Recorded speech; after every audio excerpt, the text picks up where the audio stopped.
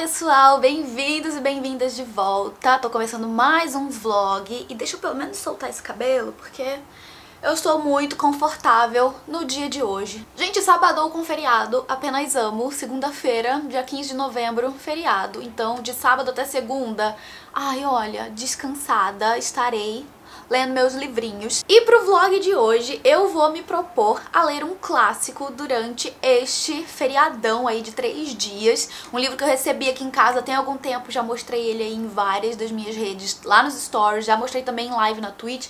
Na verdade eu fiz um unboxing dele na Twitch, que é o Retrato de Dorian Gray, nessa edição belíssima da Dark Side Books, tá? Eu mostrei ela com detalhes lá na Twitch, também mostrei com detalhes lá no Instagram, vou mostrar aqui também com detalhes nesse vídeo. Gente, essa edição ela tá linda e além de linda, ela tá também muito completa. Bom, essa edição aqui da Dark Side Books, ela é uma edição que tem vários textos de apoio e eu tenho reparado isso nos livros clássicos que a editora tem publicado. Todos eles têm vindo com texto de apoio que enriquecem demais a leitura, toda a experiência de um clássico. Eu não sei você, mas sempre que eu vou começar um livro clássico, eu vou já com as minhas expectativas muito altas, porque é um livro clássico, né? Um livro mundialmente reconhecido e tudo mais. Mas ao mesmo tempo eu começo esses livros meio receosa, do tipo assim, e se eu não entender esse livro, gente? E se eu não conseguir ser capaz de absorver tudo que esse livro tem pra trazer, sabe, na sua leitura? E esses textos de apoio, né, esses textos extras, eles são muito engrandecedores nesse sentido, porque eles trazem geralmente todo um pano de fundo do autor, da época que ele foi escrito, do que estava acontecendo naquele momento, porque muitas vezes a gente não consegue desassociar uma obra literária ou uma obra artística de modo geral, porque muitas vezes essas obras clássicas, né, ou obras muito renomadas, elas vão trazer consigo críticas a coisas que estavam acontecendo naquele momento. Então quando a gente começa um livro assim, sem ter muito contexto do que estava acontecendo na época em que, né, o livro foi escrito, a gente inevitavelmente não entende as críticas que o autor vai trazer na história. Então aqui nessa edição da Dark Side Books, a gente começa o livro com um texto de apoio que vai falar sobre a biografia de um livro venenoso. Eu já li inclusive esse texto. Ele foi escrito pelo organizador do livro, que eu até esqueci de mencionar, mas esse livro foi organizado pelo Enéas Tavares, com tradução de Paulo Cecconi e notas, né, do livro do Luiz Gasparelli Jr. Então a gente começa o livro com esse texto, daí a gente tem o livro em si, o Retrato de Dorian Gray, que nem é tão longo assim, ele é uma história bem curta. Depois a gente tem as notas que foram escritas sobre o livro, retratos de Oscar Wilde, que é uma série de imagens, né, figuras e pinturas sobre o autor. A gente tem o polemista, críticas que esse livro recebeu na época, todas as suas resenhas da época em que ele foi publicado. Também tem os julgamentos que Oscar Wilde sofreu por causa enfim, né, de ter escrito o Retrato de Dorian Gray. E depois a gente tem o ensaísta, que é um pedaço ali do livro em que teremos outros textos do autor. Pena, Pincel e Veneno, que é um outro texto do autor. Depois a gente tem a parte poeta, em que a gente tem poemas escritos pelo Oscar Wilde, antes inclusive de ele ter escrito o Retrato de Dorian Gray. E, enfim, poemas selecionados, notas do tradutor e as biografias. Então é uma edição que, ao meu ver, parece que tá bem completa. Eu vou ler pra dizer pra vocês exatamente, assim, sobre o que vão se tratar esses textos de apoio, né, como que vai ser essa relação com a história em si de O Retrato de Dorian Gray, mas eu já li aqui a introdução, né, esse primeiro texto, que é uma biografia de um livro venenoso, que foi escrito, como eu falei, pelo organizador dessa edição, que é o Enéas Tavares. E é muito curioso, gente, como textos de apoio, textos de prefácio de um livro já podem te trazer, assim, uma noção muito grande do que você vai encontrar na história. Já que esse aqui vai ser um vlog de leitura, eu vou atualizando vocês aí conforme eu for lendo, mas eu queria começar então aqui já o vlog também, já falando sobre essa primeira parte que eu li, que é o primeiro texto, digamos assim, dessa edição, que é essa biografia de um livro venenoso, em que o Enéas Tavares já começa instigando a gente sobre o perigo de um livro.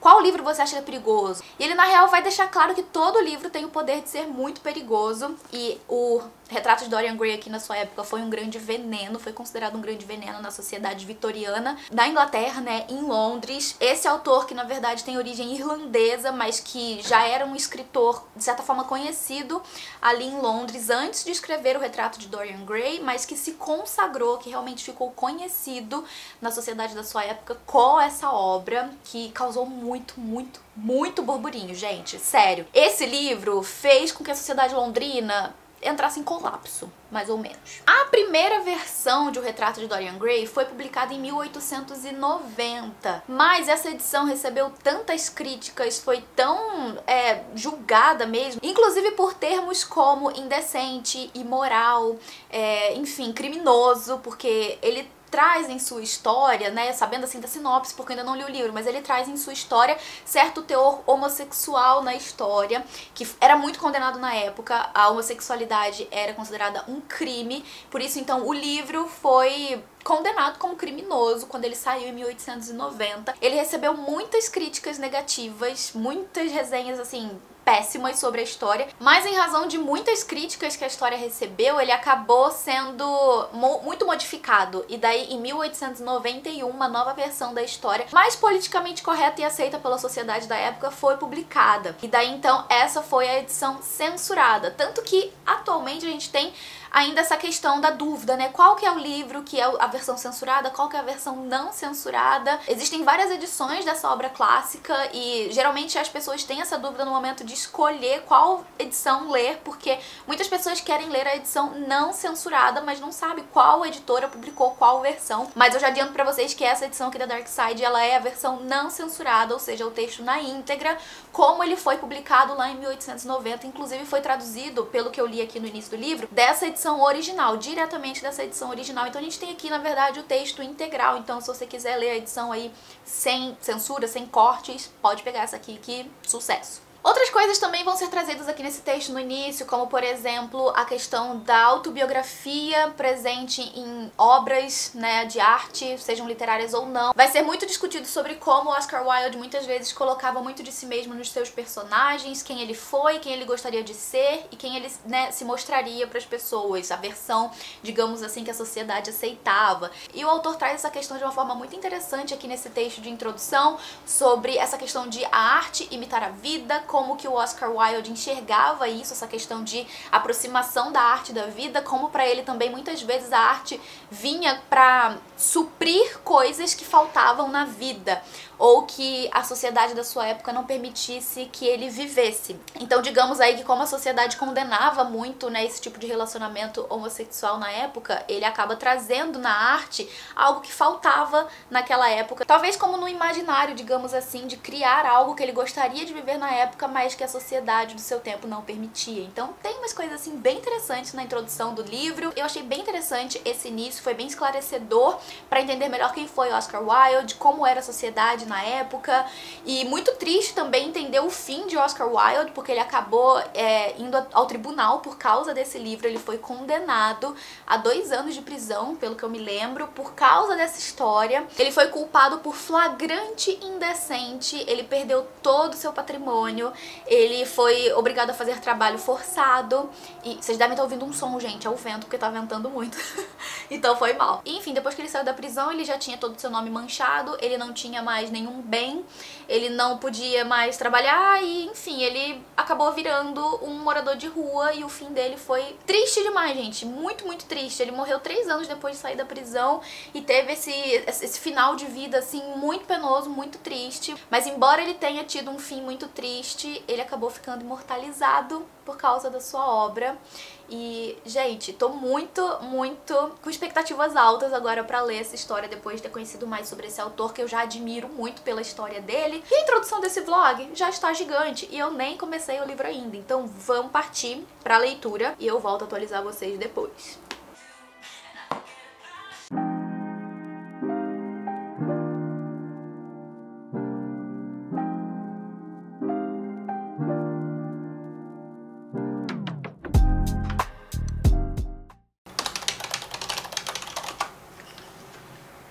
Acabei agora de almoçar, lavei os pratos. Gente, louça, como parece que louça multiplica, né? Parece que ela se cria sozinha, assim, de uma sai outra. Enfim, terminei de lavar a louça, pelo menos, almocei. E agora eu tô sentando aqui, olha, 15 para 1 pra começar de fato o Retrato de Dorian Gray, já que eu tinha lido só o texto inicial ali, né, que é umas 20 e pouquinhas páginas, quase 30. E eu tô aqui abrindo a Twitch porque eu vou pegar foco com alguém. Ai, tô vendo que o Léo tá online. Acho que eu vou me juntar ao Léozinho pra focar agora, porque eu tenho live, vou participar de live mais tarde, e daí eu não quero abrir outra live agora. Então, eu vou fazer isso, focarei, e daí depois a gente conversa um pouquinho mais sobre a leitura. Já tô aqui com o meu cafezinho.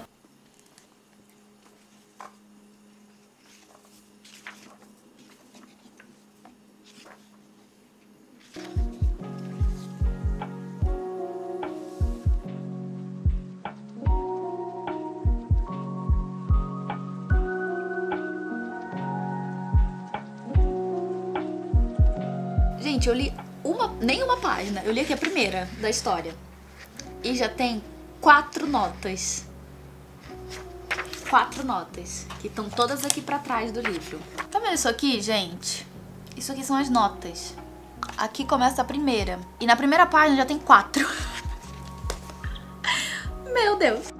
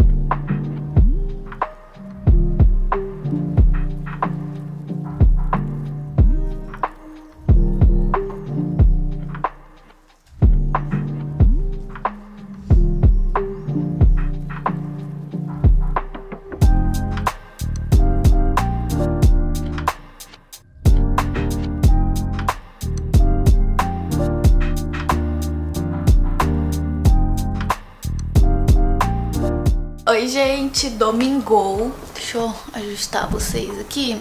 Acho que assim fica melhor. Domingou e tô vindo atualizar vocês sobre a primeira metade da história, não a primeira metade do livro, porque como eu comentei com vocês, esse livro tem vários textos extras, né? Então depois da história ainda tem muitos outros textos, então eu tô vindo comentar sobre a metade da história, primeira metade no caso. E assim, apenas marquei muita coisa, porque esse autor, ele fala muito nas entrelinhas da história que ele tá narrando, e isso é muito interessante, muito legal de perceber. Bom, vou falar um pouco sobre a sinopse de O Retrato de Dorian Gray, pra quem não conhece. Eu conhecia muito pouco, então agora que eu li e essa primeira metade eu já sei do que se trata a história, posso compartilhar com vocês com mais propriedade, digamos assim. O Retrato de Dorian Gray vai narrar a história do Dorian Gray, mas não tem como foco apenas ele. No começo do livro, a gente tá acompanhando ali 2 homens, né? Um que é um lord, o Lord Henry. Então aí a gente já tem a representação da alta sociedade, né, de Londres vitoriana nesse lord. E ele tá junto com um amigo que é um pintor, que é o Basil. E ele tá ali, né, trabalhando numa peça que ele tá produzindo já há algum tempo.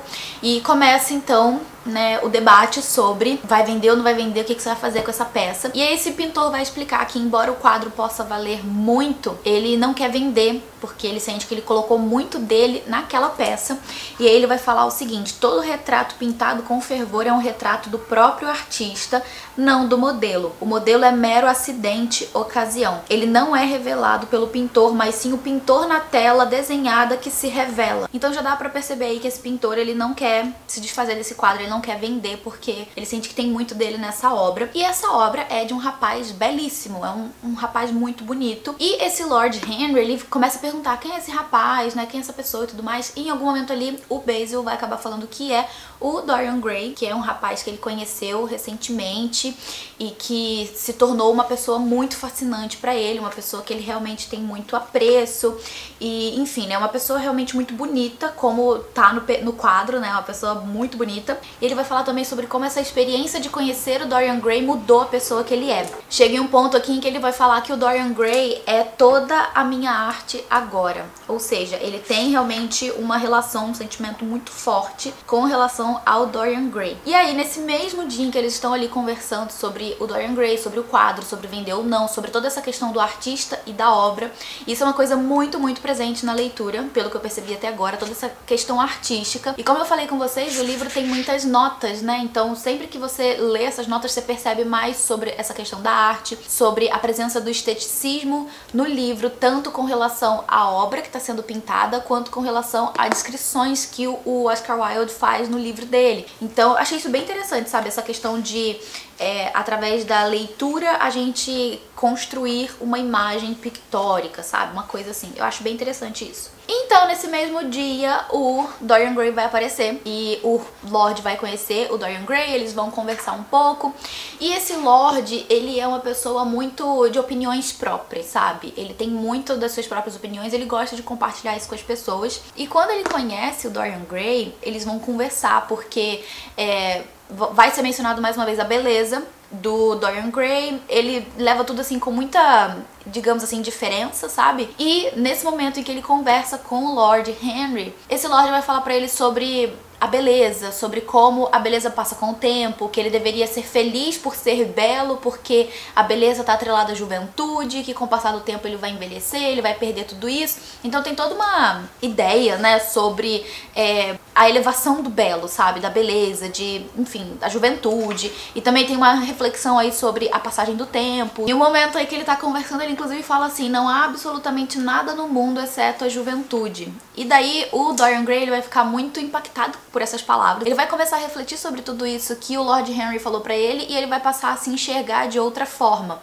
E tudo isso fica ainda mais intensificado quando ele vê a obra, né, de arte ali, o quadro, o retrato dele finalizado, que ele vai entender como que ele é bonito, né, ele vai se enxergar agora sob essa nova ótica da beleza, e ele vai tomar aquele choque de realidade, e ele vai ficar realmente muito impactado com isso. Eu achei muito engraçado até essa parte, que foi o momento em que ele realmente teve noção de que o tempo passa, em algum momento a beleza dele vai se perder, e que ele nunca tinha se enxergado daquela forma como tá no quadro. Então ele passa a se enxergar de uma nova forma, tanto por ter enxergado o quadro, quanto por ter conversado com o Lord Henry. E a partir daí, então, ele começa a ficar muito triste, né, pensando: nossa, isso não vai acontecer pra sempre, né, em algum momento eu não vou estar mais assim e tudo mais. E ele fala, tô até aqui com a parte aberta, e ele fala assim, ó: como é triste, ficarei velho, horrendo, desfigurado, porém este retrato permanecerá para sempre jovem, jamais envelhecerá além deste dia de junho. Se ao menos fosse ao contrário, se eu permanecesse sempre jovem e o retrato envelhecesse, por isso eu daria tudo. Sim, não há nada no mundo que eu não oferecesse em troca. E é nesse momento aí que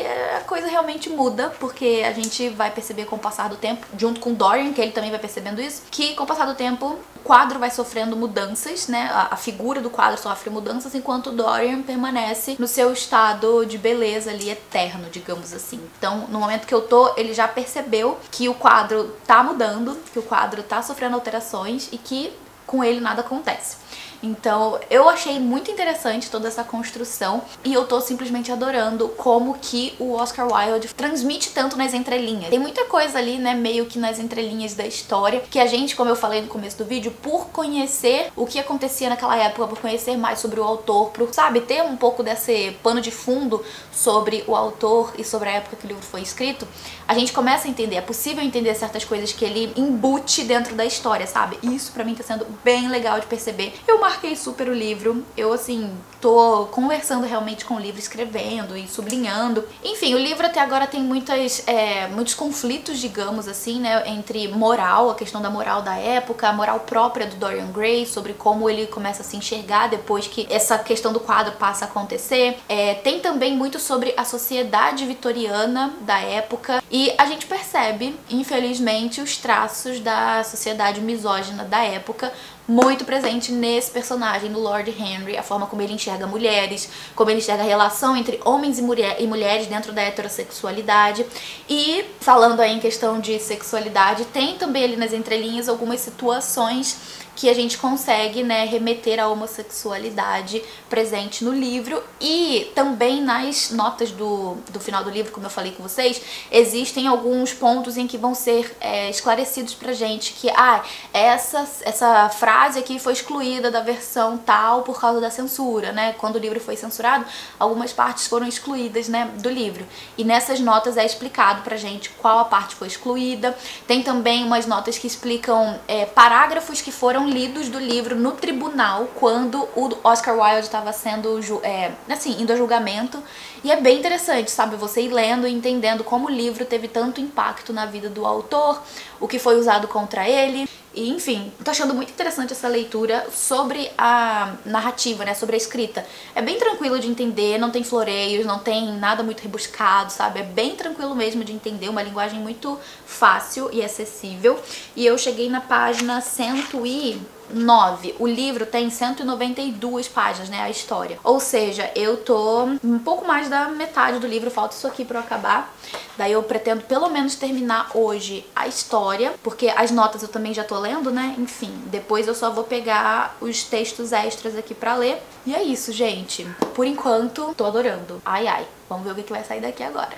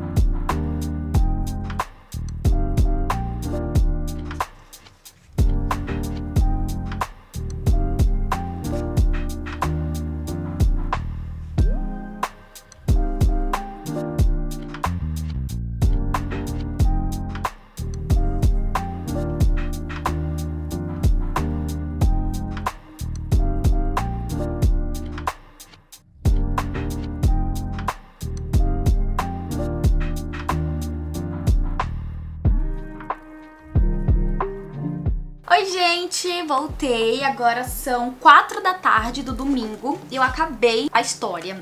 E ela acaba de um jeito.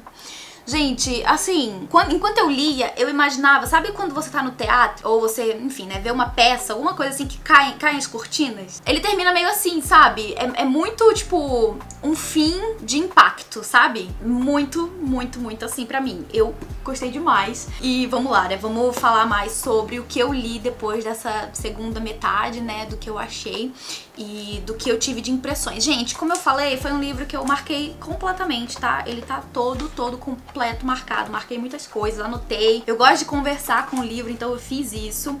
E, enfim, deixa eu começar comentando sobre o que muda na vida dos personagens, principalmente do Dorian Gray, depois que ele percebe essas mudanças que vão acontecendo no quadro, né? Que ele vê que o seu desejo foi realizado. E começa então meio que essa parte mais mágica dentro da história e bem sombria também. É um livro que inclusive eu acho que trabalha muitas possibilidades, eu acho, de subgêneros dentro da história, porque tem essa coisa do sobrenatural, né? De uma coisa meio mágica, assim, que não tem muita explicação. Tem também momentos de tensão, momentos de suspense que vão surgindo e crescendo com o passar da história. O livro também tem muita alusão ao Jack Stripador, que foi um assassino em série da era vitoriana, o período em que o livro foi escrito, então tem muita relação com o que acontecia na época. E tudo isso acaba fazendo o livro crescer mais, sabe? Com o passar da narrativa e tudo mais. Outra coisa muito interessante que acontece, que é frequentemente trazido ao longo da leitura, é a questão dos livros serem venenosos. Lá no início da leitura, naquele texto de introdução, o Enéas Tavares, ele fala sobre isso, né? Sobre o poder envenenador dos livros, né? Qualquer livro. E isso acontece na história, né? Em vários momentos ali existe essa alusão dos livros serem objetos venenosos, né? De, enfim, né? Envenenar os seus leitores. E isso inclusive acontece com o Dorian Gray, e eu tô aqui com um livro aberto até no momento em que ele fala, né, escreve o seguinte: Dorian Gray foi envenenado por um livro. Havia momentos em que via o mal simplesmente como um método pelo qual poderia concretizar o seu conceito de beleza. Então acontece isso várias vezes. O Dorian Gray inclusive vai falar pro Lord Henry, que foi quem presenteou ele com esse livro, sobre como ele foi envenenado por esse livro. Depois que as coisas começam a mudar ali na vida do Dorian Gray, que ele percebe que o quadro quadro tá mudando e ele não tá mudando, ele também recebe de presente do Lord Henry, que foi uma pessoa que lá no começo do livro instigou ele a encarar a sua beleza, a ter esse caráter mais hedonista. E o hedonismo é uma coisa também que tá bem presente no livro, né? Que seria essa ideia de você ter essa busca pelo prazer, por momentos de prazer,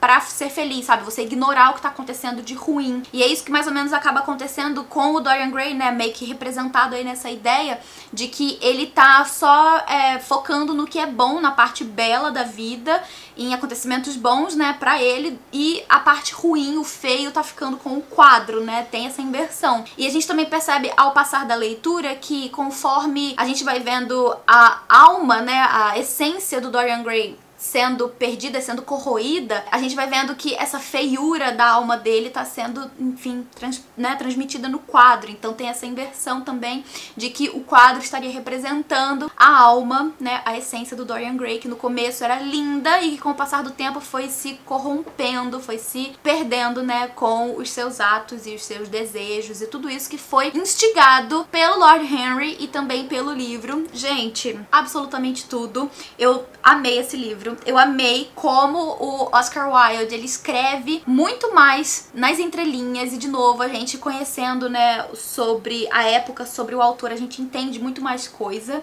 É possível a gente extrair muito mais coisa, ter muito mais interpretação do que tá acontecendo na história. Então, assim, gente, eu estou absolutamente apaixonada por essa história. Eu gostei muito de tudo que o autor traz, das críticas que ele faz à sociedade da sua época, e ele é muito, muito ferrenho nas críticas. Por isso, inclusive, ele recebeu várias críticas, e é nesse momento que eu tô agora, né, eu tô lendo as críticas ao livro, porque ele toca em pontos da sociedade da sua época que não agrada as pessoas não se sentem confortáveis, então elas vão retrucar, elas vão, né, rebater. E também acaba tendo toda uma reflexão sobre até que ponto essas críticas são para criticar a qualidade literária de uma obra e até que ponto é para criticar o conteúdo da obra que não agrada, sabe, a sociedade, que as pessoas não se sentem confortáveis e que acham ruins, imorais, criminosas, né, já que a homossexualidade era considerada um crime na época, e isso tá presente dentro do livro, né, tá, enfim, subentendido dentro da história. E daí surge esse questionamento, né, até que ponto as críticas literárias da época estavam criticando o livro e até que ponto estavam criticando o conteúdo do livro. E até que ponto as críticas a esse conteúdo diz sobre o livro ou diz mais sobre quem tá escrevendo, né? Sobre os preconceitos de quem escreve críticas ao conteúdo desse livro. Gente, absolutamente espetacular. Eu já li algumas críticas aqui, né, que o livro recebeu na época que ele foi publicado lá em 1890. E eu vou terminar, vou ler aqui essas críticas, mas já adianto que, assim, o livro em si, impecável. E daí eu vou ler também os outros textos do autor que estão presentes nessa edição. E daí eu volto pra finalizar o vlog, contar pra vocês o que foi que eu achei. Mas assim, gente, já adianto que talvez eu favorite esse livro. É possível que ele seja um favorito de 2021, porque foi simplesmente um soco na minha cara, tá? Nem terminei o livro ainda, terminei a história, mas eu tô falando, leiam. Leiam o Retrato de Dorian Gray, façam esse favor. Oi pessoal, tudo bom? Tô voltando porque eu terminei o livro ontem à noite, hoje é segunda, dia 15. Terminei ontem, domingo à noite, então deu exatamente sábado e domingo, né? Eu li em 2 dias o Retrato de Dorian Gray. Terminei os textos extras, no caso, né? Que eu falei com vocês no último take que eu tinha finalizado a história. E eu li, então, todos os outros textos extras, que são as críticas que o livro recebeu e também as réplicas, né? As respostas que o Oscar Wilde deu pra todos esses críticos. Eu achei, assim, as respostas dele de uma classe, gente, que vocês não estão entendendo, porque as críticas eram realmente, assim, grosseiras, sabe? Bem pra ofender o autor, e daí ele respondia numa classe que, assim, só por Deus. Tem, inclusive, uma das respostas que ele vai dar pro editor do jornal onde o crítico publicou o texto, né, criticando o Retrato de Dorian Gray, que ele vai falar que o que é realmente criminoso, na verdade não criminoso, mas preocupante, é que um jornal poste um texto, né, imprima um texto apoiando uma possível ideia de que o governo deveria reprimir e, enfim, né, censurar obras literárias, que isso é o preocupante. O preocupante não seria o cunho da história ali, né, ter essas ideias que eles consideram imorais, impuras, enfim. O que realmente é preocupante pro Oscar Wilde é essa questão de uma mídia social, de grande escala dentro da Inglaterra, que seriam os jornais ali, induzirem essa possível ideia de que o governo devesse, então, enfim, podar a arte, de certa forma. Achei tudo. Mas ele fala com tanta classe, olha só como ele fala. Não é pertinente que limitações sejam impostas à arte. A arte pertence em todas as coisas que são e que não são, e nem mesmo o editor de um jornal de Londres possui o direito de restringir a liberdade da arte na seleção do tema. Ou seja, artistas lutando contra a censura desde que o mundo é mundo, não é mesmo, galera? Nada novo sob o sol quando a gente vê isso acontecendo hoje em dia.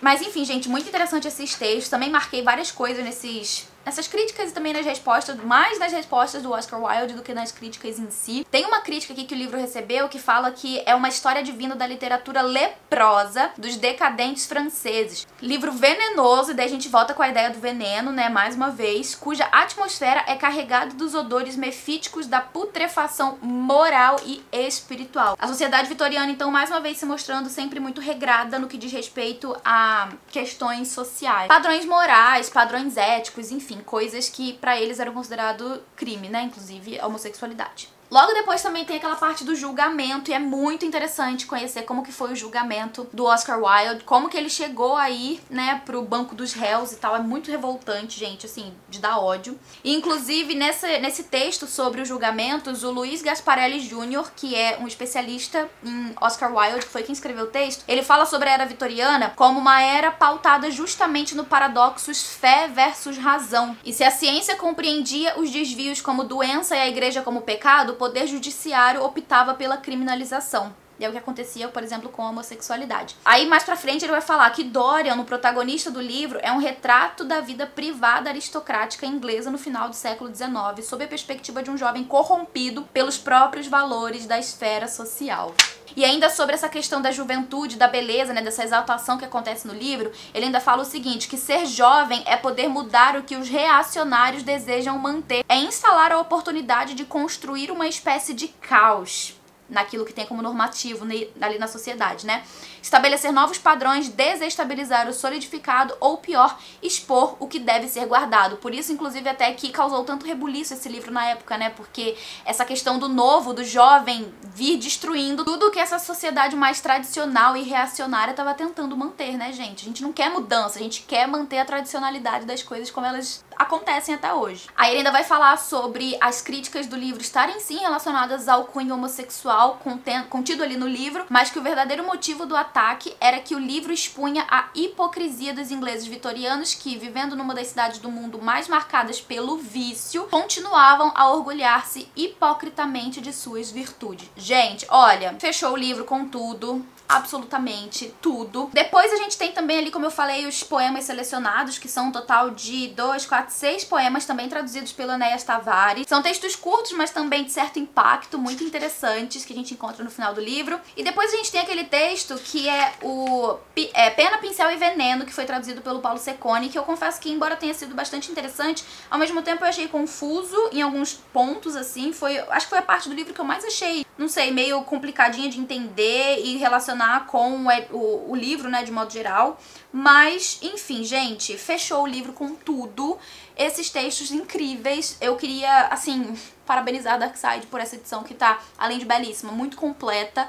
Me ajudou a criar não sei, uma imagem, né, uma ideia de Oscar Wilde e de Dorian Gray que eu não tinha. Pra mim, Dorian Gray era só uma obra que tinha sido muito polêmica na sua época, mas que depois de ter lido esses textos, ter entendido melhor tudo que aconteceu, o livro, o autor e toda a obra cresceram muito mais na minha mente. Então, gente, recomendadíssimo. Amei. E amei ainda mais que eu li bem rápido. Eu li no sábado e no domingo. Então, uma leitura aí bastante rápida. Se você quiser se arriscar num clássico que, de novo, como eu já falei antes aqui nesse vídeo, não tem uma escrita difícil, tá? Você vai compreender completamente o texto. O link pra essa edição vai estar aqui embaixo no box de informações. E é isso, galera. Espero que vocês tenham gostado desse vlog. Vou ficando por aqui. A gente se encontra no próximo vídeo aqui do canal. Não esquece de deixar um joinha aqui embaixo pra ajudar na divulgação. Comenta aqui embaixo também o que você achou desse conteúdo, que eu sei, gente, ficou grande, foi mal, mas eu falei demais. Ai, como sempre. Vou finalizar o vídeo aqui agradecendo aos membros do canal por todo o apoio de sempre. Muito obrigada, galera, por tudo mesmo. A gente se vê no próximo vídeo. Beijo grande e até lá. Tchau!